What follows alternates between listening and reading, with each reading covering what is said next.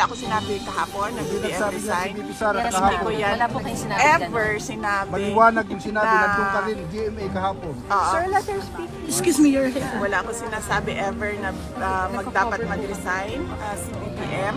Ma'am, kahapon po talagang malakas yung panawagan ng mga taga-suporta na mag-resign si Marcos.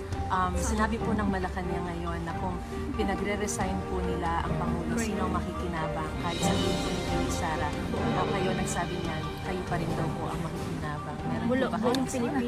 Wala ko sinabi kahapon Ang mga na tao nagsasabi.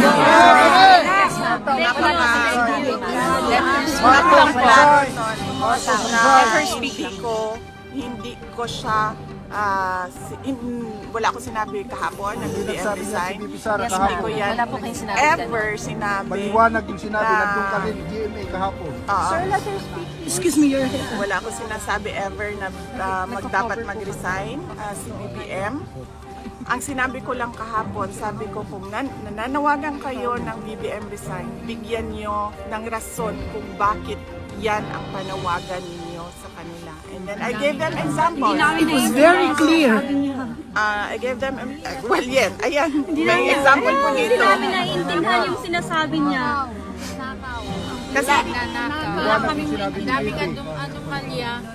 Magpa-drug-test ang criminal sa mga drug addict.